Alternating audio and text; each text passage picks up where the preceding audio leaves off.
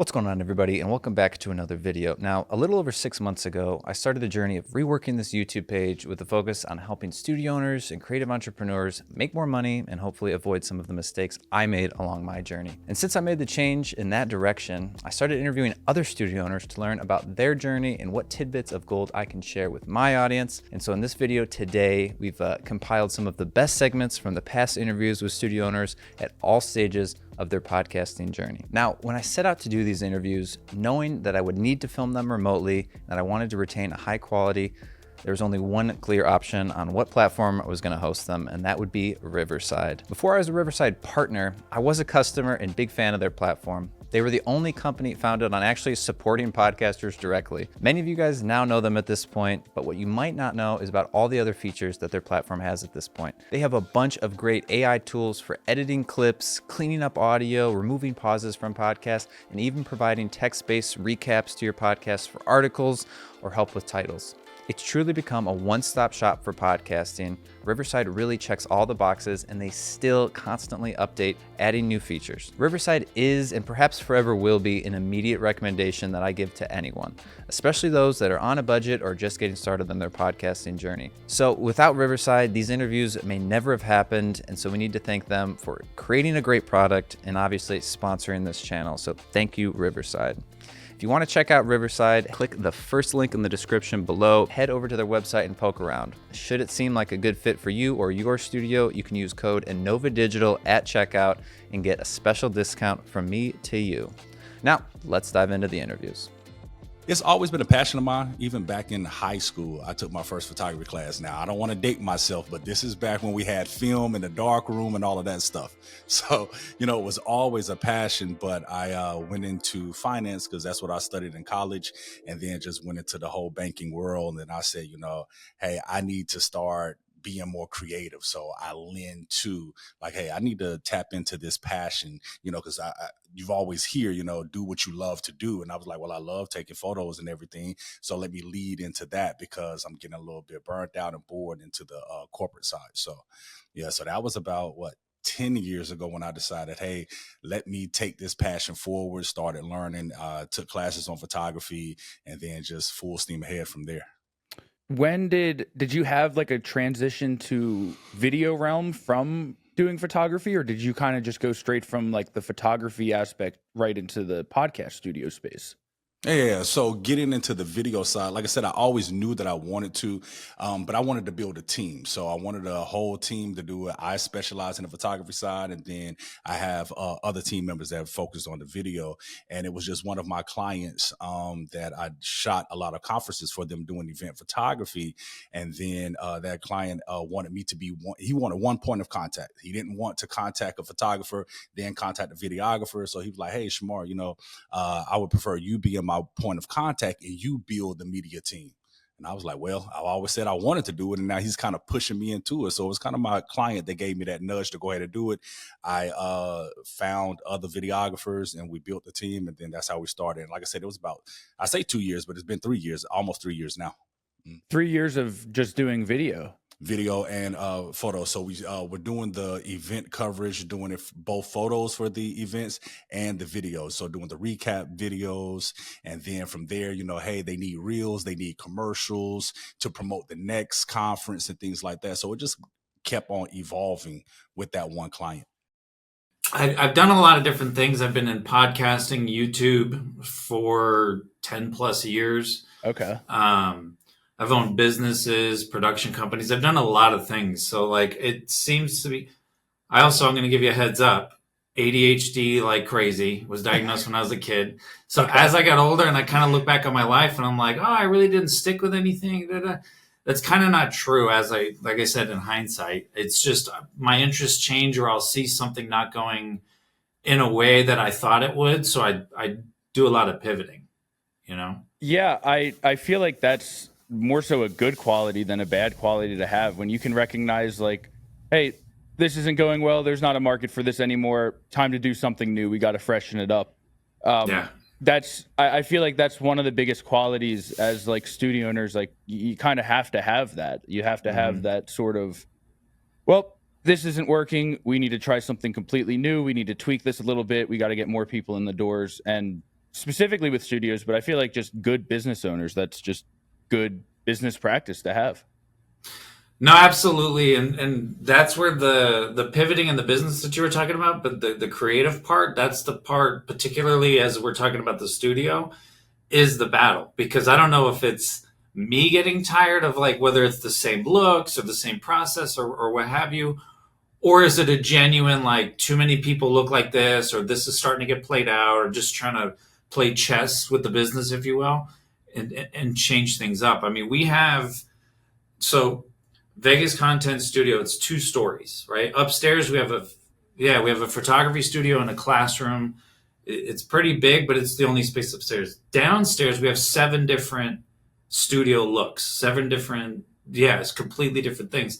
And even with 7 of them, I'm still like, should I change out that room or should I start tweaking the light? And it's like, it's a battle, you know what I mean? Because at the end of the day, at least in this stage of my life with this business, it's you're not trying to be a creative. You're not trying to be a artsy videographer. You're not trying to create Godfather 4.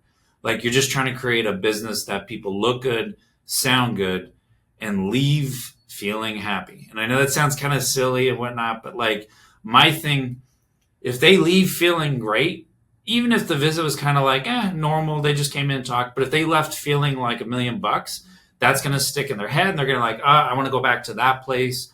Or if they're talking with a friend over a dinner or whatever, and it's like, hey, I'm thinking of doing some content.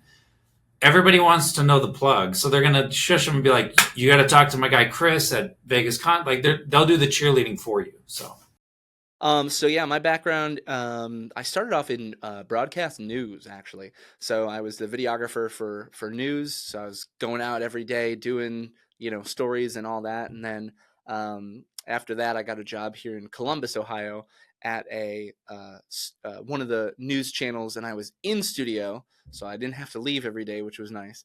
Still a morning show, so I still had to be up at 3:30, which was terrible.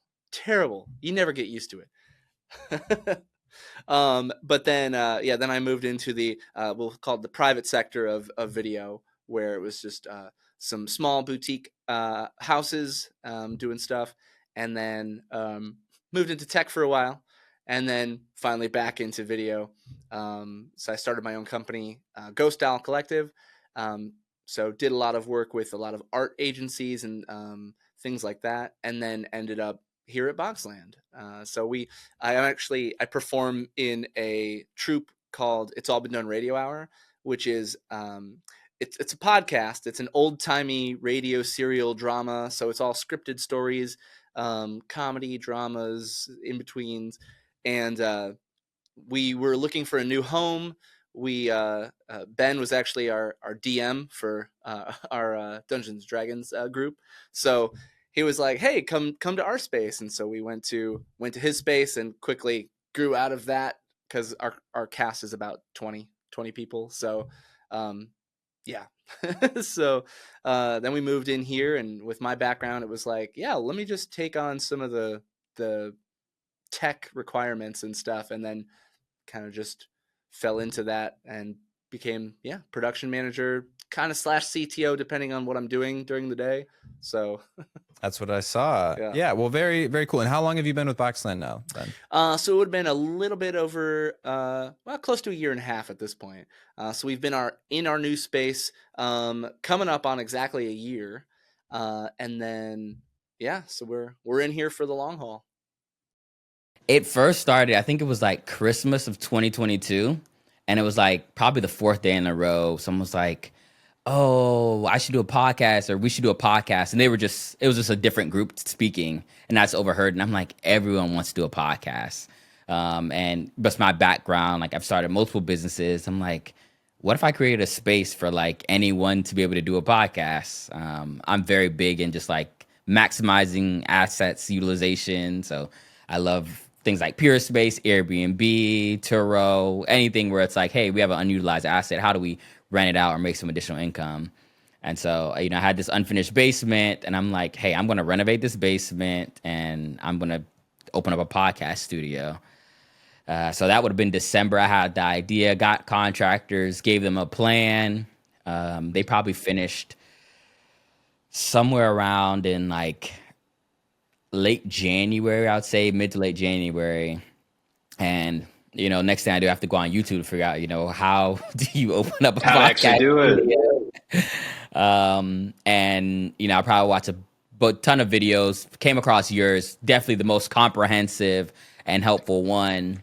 And then I was really struggling because, as you mentioned, like I'm coming from a CPA background. I knew nothing about cameras, microphones, what's a switcher, and why do I need one? Like, all of these different equipments I knew nothing about.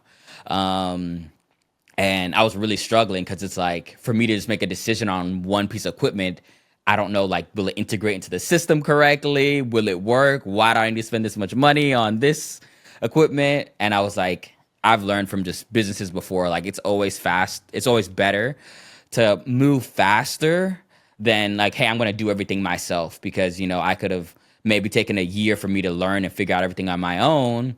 Or, hey, let me call up Tom and he gets me up and running in 2 months. And that's 10 months of headway I get of earning additional income, where I could easily pay for a consulting fee to be able to get my studio up and running.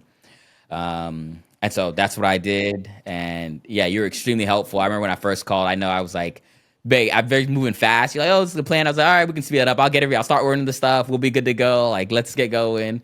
And yeah, I remember our first call, and I think the cameras came in. Well, first you were like, oh yeah, these cameras will be $1,500. I'm like, $1,500 is like an iPhone's $400, and that takes great photos. Why do I need a $1,500 camera? And so I quickly started to understand, like, hey, this equipment's gonna cost some money, but I was like, hey, I'll make it back. And then you're trying to teach me the settings of the cameras, and you're like, oh, you need to turn up the ISO, and I'm like, the ISO? Like, what are you talking about? Turn up the ISO. And then I could see like look on your face, like, oh crap, like what are we gonna do here? And I was like, don't worry, like I'll figure it out. End up going on YouTube and seeing like a 5-minute video on like aperture shutter speed and ISO. And then, I came back the next meeting with a little bit more knowledge. I had to watch that 5-minute video like probably 100 times just for me to fully comprehend the fundamentals of a camera.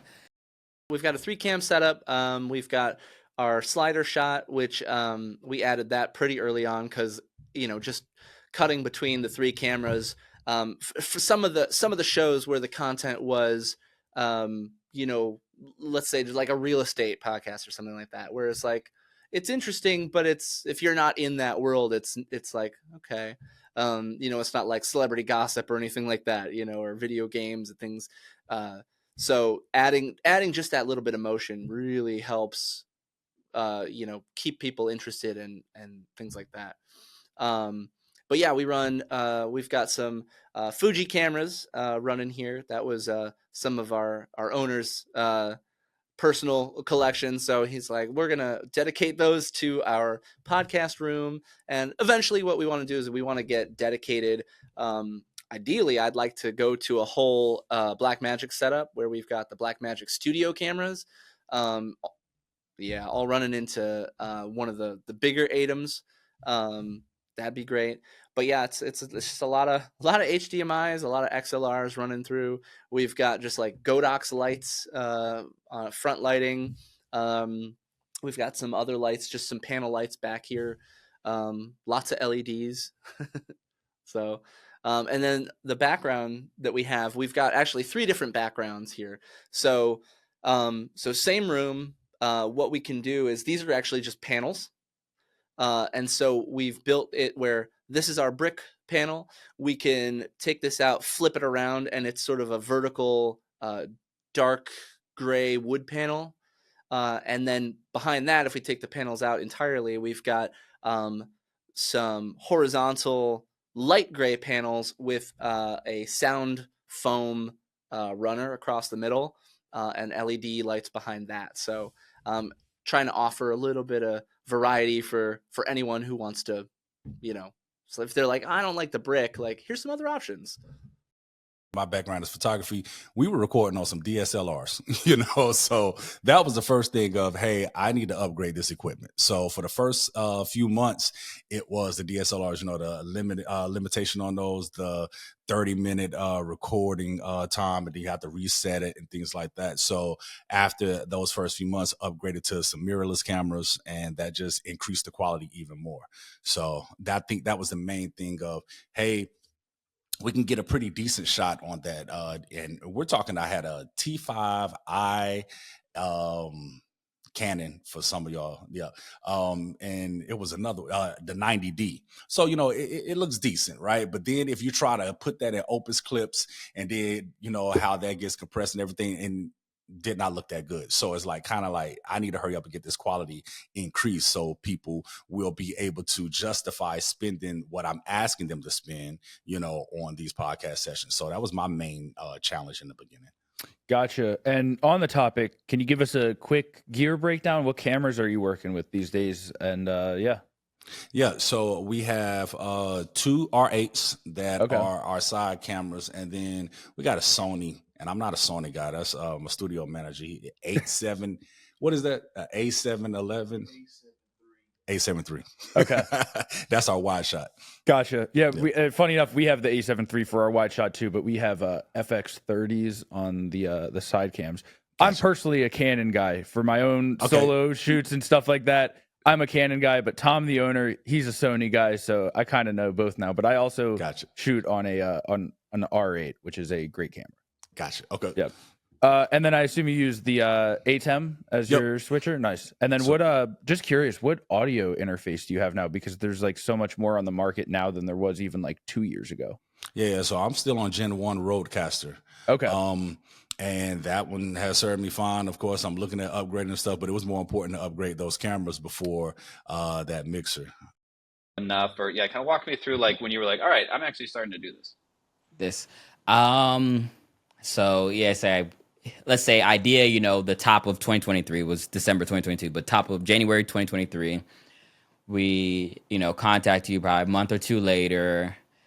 Studio's probably up and running in April 2023. First client was probably later on that month, maybe early May, like May 3rd. And then like, you know, I would go like a week without having a client, 2 weeks without having any clients. And I definitely could tell like people around be like, I don't think this is a good idea. But I'm used to that because like I've had business I've started that have failed. And so it wasn't really like anything too new to me.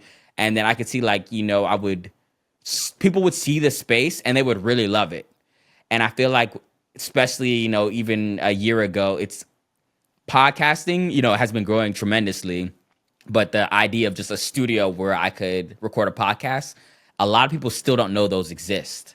Yeah. And so I was like, people would come and see it and then they would love it. And so I knew it was like, I just need to get people in the door. Like once I get people in the door, like the rest of it is taken care of. And, you know, I truly believe that, you know, I was singing that even though like the bookings and the revenue wasn't showing that at all. Like there were no signs of that. I was like, once people come in the door, they love it. Cause I would get a couple high-end people who would like, hey, I'm booking out the whole day. And I think I had one of those in like November. And I was like, people love this. Like, this is good. The quality's great. Like people are publishing, they're really enjoying it.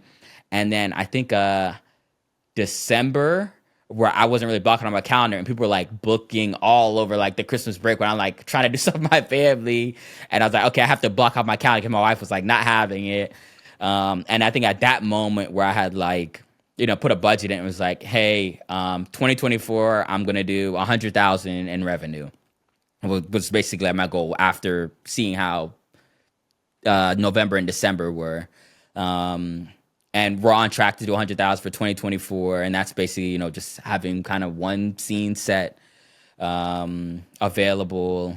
Trying to make sure I answered all the questions that you had. No, you're good, man. I mean, and thank you for, you know, again, even putting some numbers out there, because I think that's great. I mean, where from like expectations to begin with to reality? I mean, is that like, did you feel okay with that, or I mean, Yeah, I mean, how do you feeling about it now? Like, does that feel Yeah, like a I triumph, or is it like this just the beginning? Like, we got to keep going, or I mean, yeah, I mean, this is just the beginning. I'm always gonna want more. I would say, um, at that same time frame, like just seeing kind of glimpse of it, and around December, that's why I was like, okay, this is where I had expected. And then now kind of my vision's even shifted even more, where I'm like, there's so much more room to grow and to like see, where like I'm shooting even higher now. As I mentioned, I'm getting the commercial properties where I'd hope to like expand even more. I'm for 2025, and of course this is dependent on making sure I close on a new space. I think I'm trying to shoot for like 240,000 of revenue for 2025, and so like this is definitely like more than I would have expected, I would say.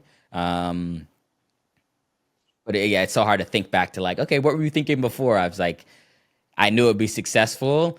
Actually, what I would say, I wouldn't think of it being so successful where I'm like, hey, I have to drop a lot of the other businesses and things that I have going on. That's kind of happened to where now it's like I have to focus a lot more energy into studio business, for the standpoint of like, there's a lot more that like I could be doing for my clients and providing and helping them, and then like they're asking for it. And so like I could be like how I was when I first started, saying, oh, we don't provide any editing, we don't do any of this, like it's just a space. By knowing now, like, okay, people want more. They want to be able to interview other guests. They want to be able to customize their space. They want more help on like what they're going to talk about, stuff like that. And me noticing like, hey, they're coming to you, why not help them? And so that's, I think, where the vision's going to go now with the commercial space. How has it grown in the past 3 years? It's grown year over year, but it's done this during the year, if that makes sense. Like when I first started, the very first year, I did so well that I was like scared. Like, did I just pop my cherry and now everything's going to be downhill?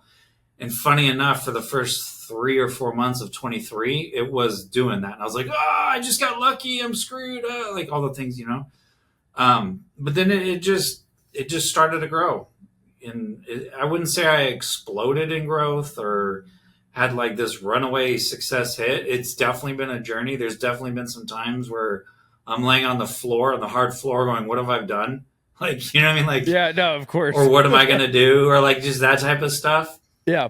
But when I kind of look back on, the last couple of years in this space, I'd say it's grown steady. I've outlived some of my competitors, which has helped. And it's also kind of scary too when a competitor goes out of business. Yeah. Um, but yeah, it's just been great. I'll say this, it's surpassed what I expected on what I can do. I'll say it like this, because I said this earlier in the conversation. I'm a single dad with 2 boys. One of them's a teenager, so they're not cheap. Right. It's affording me a life that I'm able to support my boys.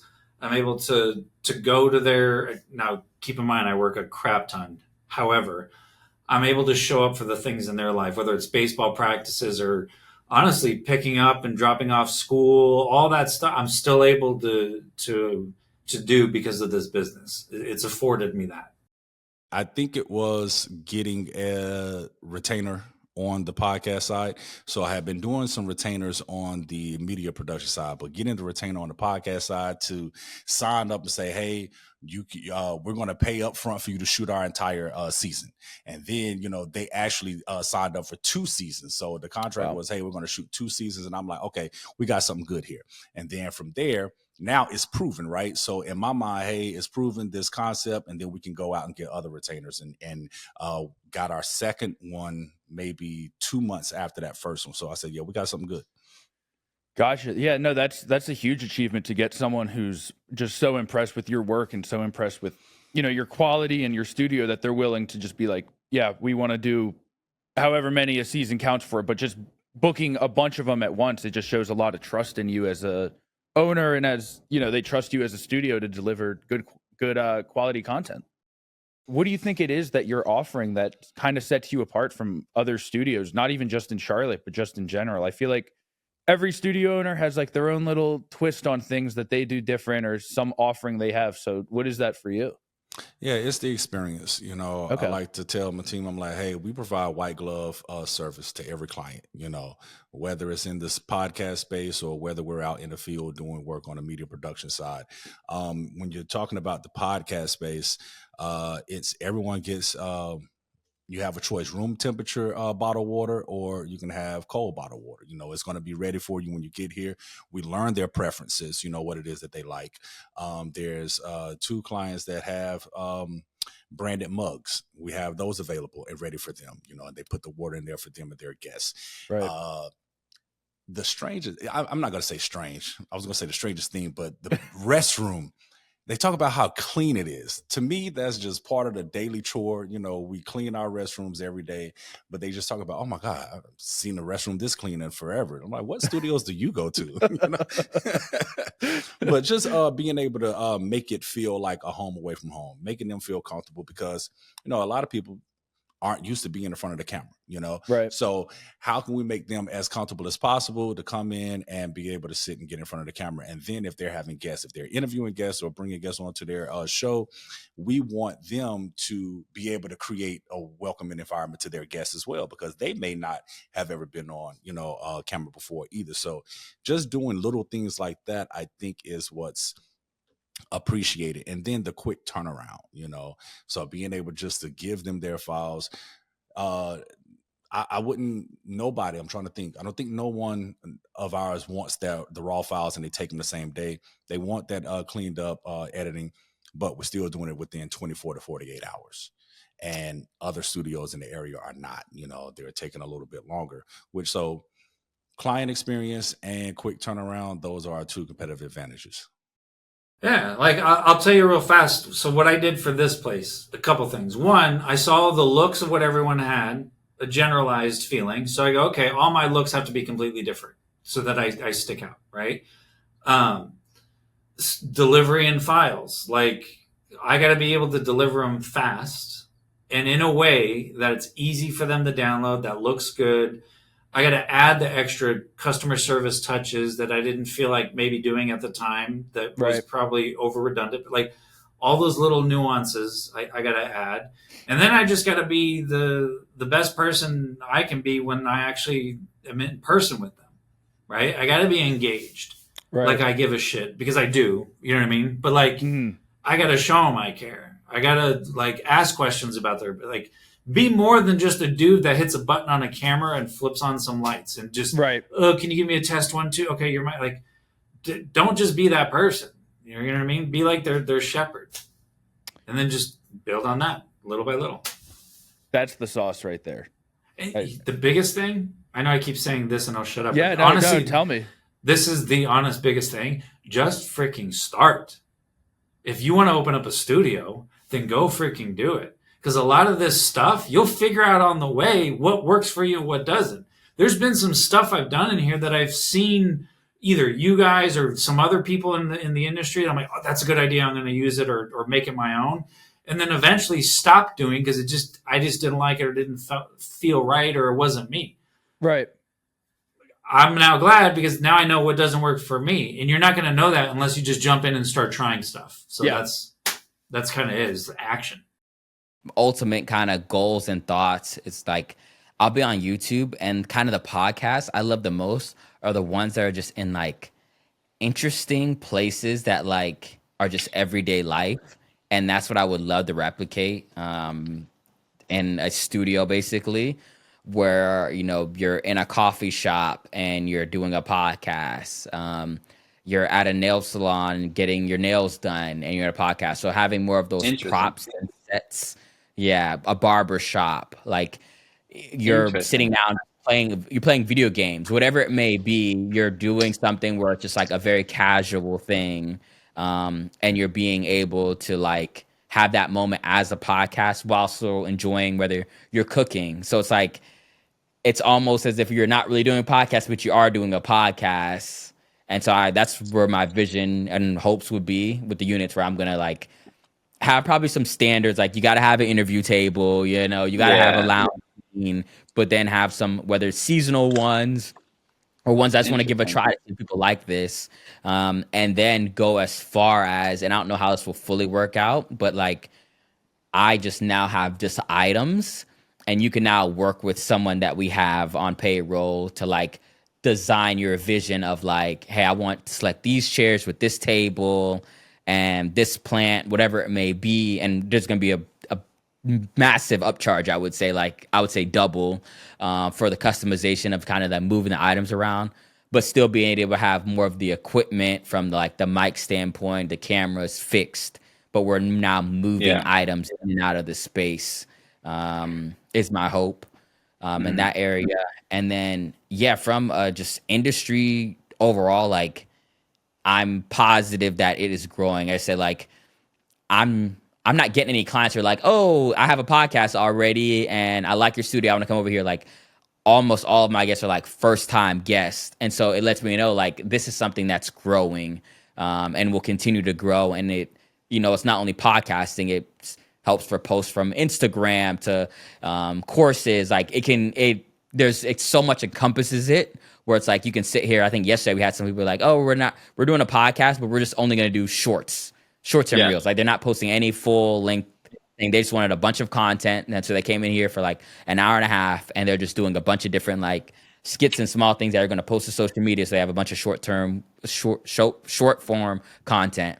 And so I really feel like it's growing, and if I can get the perfect price point where I'm trying to hit more of the consumer base where like anybody can come in, where I think it would just do really well. And then, you mentioned I have some people who like someone came in, they didn't even get the files. Like it was her and her 3 girlfriends, and they were just drinking wine and they were just talking, and they loved the experience. And it's stuff like that where like I feel like there's a lot of room in that area for like, hey, it's a Saturday, like let's go just do a podcast. And you're Mhm. not so much like really trying to monetize or create a season as much as just have a good time of just like, you could watch football or watch TV with some friends and being able to replicate that experience in a studio.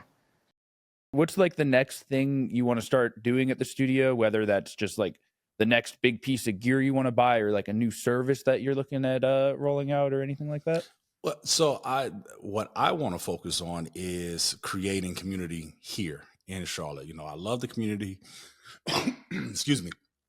I love the community that we've created within, the studio business, but I want to create something locally here. So the meetups, I want them to continue to grow. Right now, we're focused on doing those once a quarter, and with the hopes that they will grow more. So that's not a paid thing. It's just us coming together, creatives, like-minded individuals coming in here, and we're, just sharing ideas and everything. So that's one of my goals.